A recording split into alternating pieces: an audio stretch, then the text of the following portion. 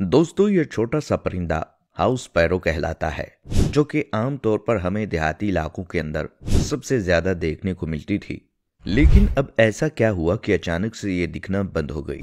मार्च 2011 में express Tribune के अंदर एक रिपोर्ट पब्लिश की गई, जिसके मुताबिक खास तौर पर साउथ एशिया के मुल्कों इंडिया, पाकिस्तान, बांग्लादेश के शहरों के अंदर इनकी आबादी लगभग खत्म होने के करीब है। और ये खबर इंतहाई खतरनाक है, क्योंकि अगर ये चिड़ियां हमारे माहौल से गायब हो जाती हैं तो ये बात याद रखें कि इंसानों को ऐसी जानलेवा बीमारियां शुरू होंगी जिसके बारे में हमने आज से पहले सुना भी नहीं, और ना ही उनका इलाज मुमकिन होगा। लेकिन कैसे, आइए जानते हैं। देखें, आज बहुत सारे फैक्टर्स ऐसे हैं जो कि सिर्फ इन हाउस स्पाइरोज को नहीं बल्कि कई लोकल परिंदों के नस्ल को एक एक करके खत्म कर रहे हैं। सिर्फ कराची शहर के अंदर इनकी पॉपुलेशन तकरीबन 80% तक गिर चुकी है। बिल्कुल यही हाल भारत के अंदर भी है।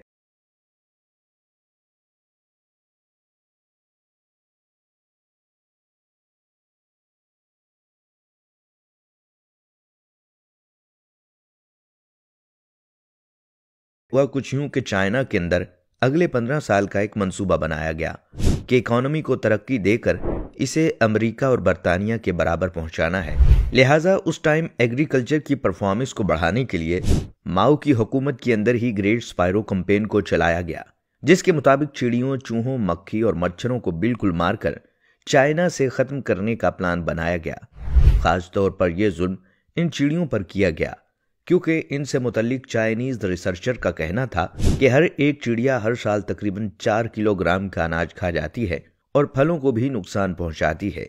क्योंकि ये चिड़ियां करोड़ों की तादाद में मौजूद हैं, तो हम इस खाने को बचाकर अपने लोगों के लिए इस्तेमाल कर सकते हैं। लिहाजा इस कैंपेन की बहुत ज्यादा प्रमोशन की गई। इसके लिए बाकायदा एक फोर्स कायम की गई। चाइना के लोगों को मोटिवेट किया गया और पूरे चाइना के अंदर करोड़ों चिड़ियों को मार दिया गया।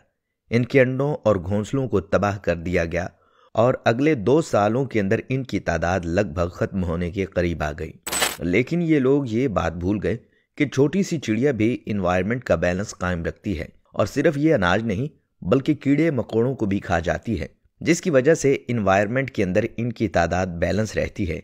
अब इसका उलट हुआ। देखते ही देखते कीड़ों की तादाद बढ़ने लगी।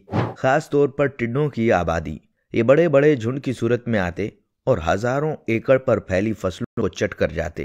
चाइना के लोगों ने ऐसा हमला पहले कभी नहीं देखा था, लिहाजा इस बार उन्होंने इससे बचाव के लिए स्प्रे भी शुरू किए। लेकिन ये स्प्रे उल्टा फसलों को जहरीला करके मजीद खराब करने लगे और इनकी पैदावार भी हद से ज्यादा गिर गई।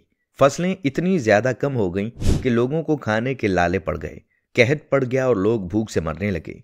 इतनी बुरी हालत हो गई कि लोग सिर्फ मट्टी खाकर गुजारा करने लगे। आखिरकार माओ ने तंग आकर 1960 के अंदर यह प्रोग्राम बंद कर दिया, लेकिन अब तक बहुत देर हो चुकी थी। 1958 से 1961 तक तकरीबन भूख की वजह से 4.5 करोड़ लोग मारे गए, और इसके पीछे सिर्फ और सिर्फ एक छोटी सी गलती थी, और वो ये थी कि परिंदों को मार देना। और इस वक्त बिल्कुल यही हालत हमारे मुल्क की होने वाली है। एक अहम वजह के दरख्तों की कटाई की वजह से होने वाले हर साल टेम्परेचर के अंदर इजाफे की वजह या फिर ग्लोबल वार्मिंग की वजह से ये छोटा सा परिंदा अब मजीद गर्मी और सर्दी को बर्दाश्त नहीं कर पा रहा। शदीद गर्मियों के अंदर लोगों ने अपनी छतों पर पानी तक रखना छोड़ दिया है, जिसकी वजह से ये छोटा सा परिंदा भूख और प्यास की वजह से दम तोड़ रहा है। लेकिन अफसोस कि आज इस बारे में किसी को भी कोई फिक्र नहीं है। बाकी आप इस बारे में क्या सोचते हैं? अपनी कीमती राय